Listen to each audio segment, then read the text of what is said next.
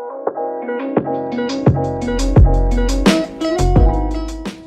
fam, thank you again for joining us here for Define Balance. Today we're talking about defining balance between working from home and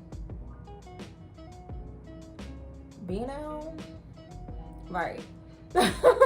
You know, they always talk about having a work-life balance, but what happens when your home now becomes both spaces, right?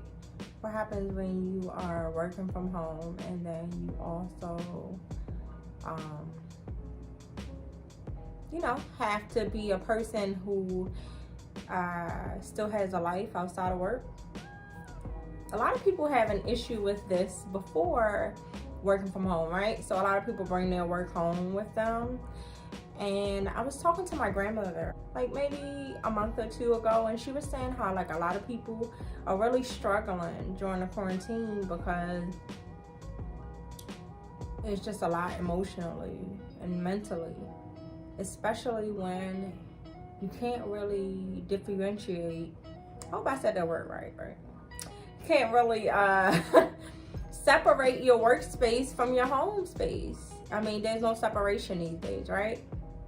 But before we dive in, I want you guys to make sure that you like, comment, and subscribe to our videos. Make sure that you hit the notification so that you don't miss any videos. So, I mean, what are you guys doing? I know that my work schedule is 8:30 to 4:30. One of the things that my agency is doing to make sure that we are keeping a good balance is making sure that we are taking lots of breaks. And so I work in the human service field, and dealing with a lot of grief.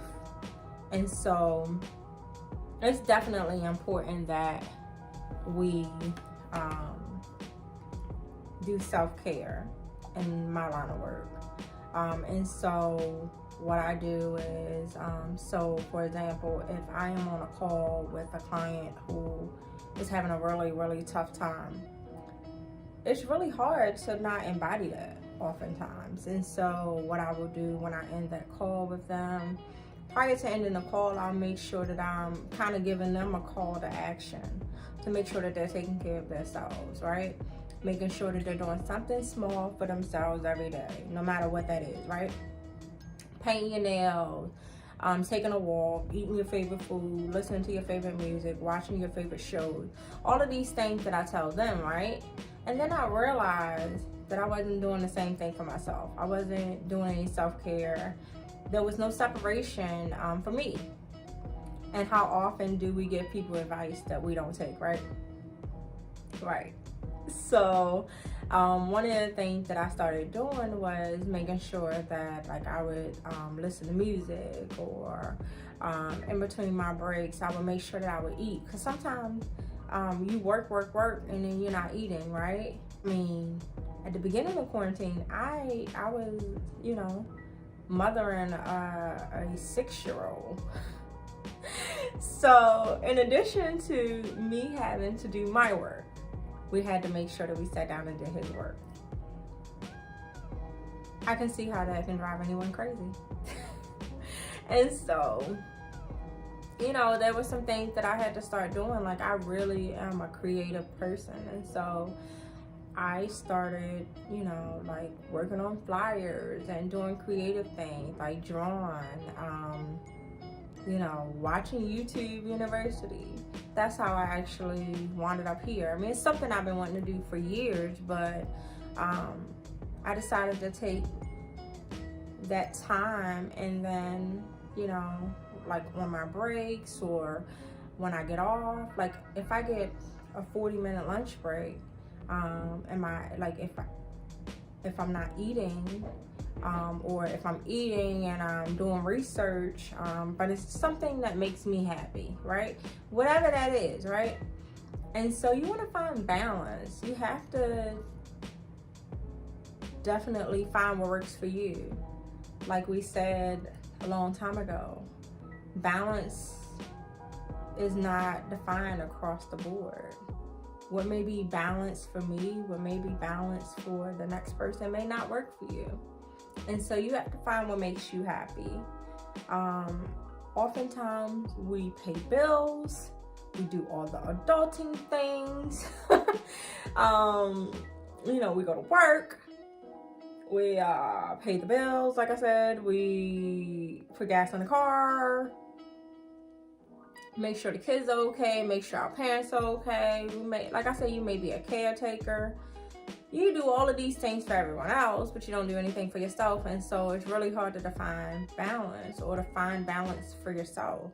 And so while working from home, what I encourage you to do is definitely take breaks. Make sure that you are stepping away, that you're taking a breather. Sometimes that may mean leaving the house during your lunch break and maybe just eating during a working lunch. And so when you're actually on the clock, you're eating in between your calls, or and on your lunch break, maybe you're just taking a walk. You know, maybe you are dancing. If you're a person that likes to dance, just getting some of that energy off of you. Let me tell you, trauma, which is the field that I'm in, trauma is really thick. It's really hard, and it gets trapped in the body. And so just because you're not doing something with trauma per se doesn't mean that you don't have that energy, stress, and all of those things trapped within you. And so just doing anything to shake that off sometimes is helpful.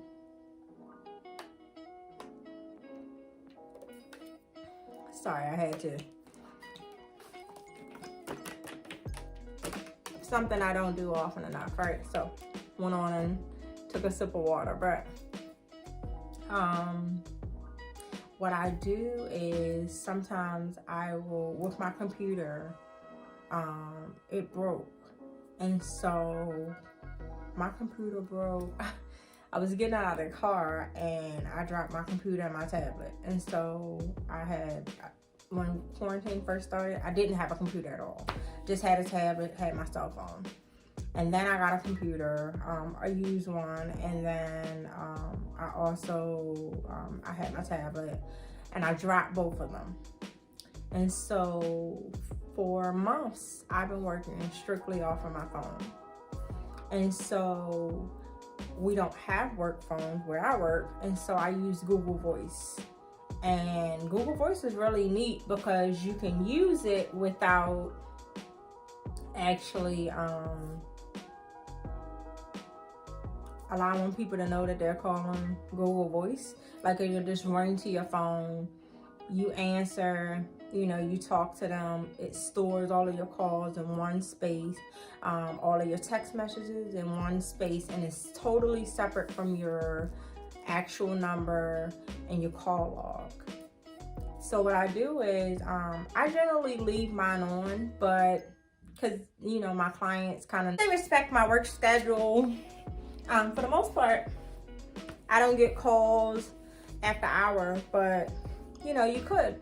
So with Google Voice, you could basically just, you know, put your phone on do not disturb within the app.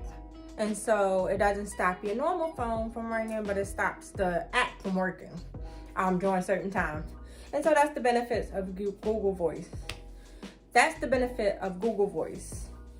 So that's one thing that you could do.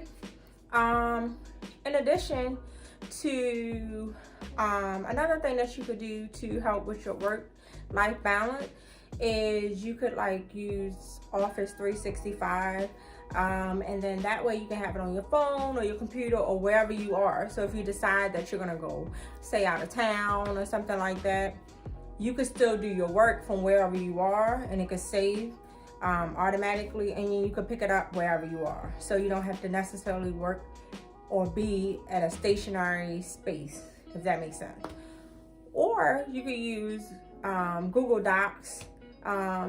My sister has taught me that. I really love Google Docs now because I can kind of work on certain projects, certain documents, and be able to get back to them when I need to. Say if I my phone dies or something, whatever, something random, right? I'm out. Someone has a computer. Hey, can I use your computer? Can I do what I need to do? I can pull up all of my documents really quickly. I can get everything done, and I don't have to necessarily be in a stationary space. What I love about what I do right now, it makes it easy for the balance, is I actually, like some days I may have like 30 calls. That's like extreme, I'm sorry. Let me start over. Some days it might feel like 30 calls, but some days I'll have, say for example, 10 to 15 calls. And then some days I'll only have like 3 or 4 calls. On those days that I have 3 or 4 calls, then I work on like doing paperwork and things like that. And sometimes it doesn't always require me to be at home, or sometimes I have to go take care of my mom or my grandmother. And so to be able to pick up and kind of do that work on the go is really easy to do, and it makes those programs that I just spoke about, makes it easier. When it is 4:30, 5 o'clock, whatever time you're set to get off, I know it's really hard, but you have to separate. Unless you're working on something or you're dead in the middle of something when those times come around, you definitely want to make sure that you are, you know, staying focused on, these are my work schedule. I work from this time to this time. At that time, you have to separate. And I know it's hard because sometimes we have like deadlines and things like that, but the only way that you're going to be able to stay sane during these times and find a real balance is if you are penciling yourself in, penciling your free time, penciling in your self-care, which is your schedule. Your work schedule is this, my time is this.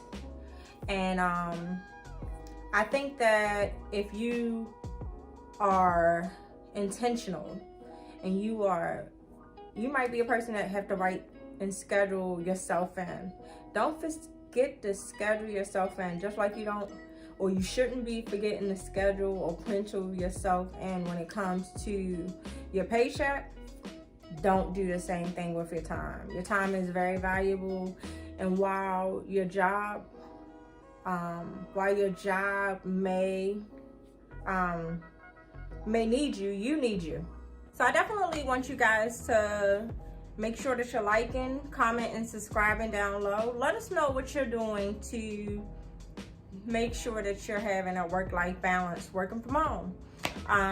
Definitely make sure that you comment below, because your tips may help someone else. It may be something that I'm not doing that I could do better. So definitely make sure that you share with everyone. We are very open here, and we're gonna get through this together, right? We're gonna get through this together, fam. So we look forward to seeing you next week. Bye.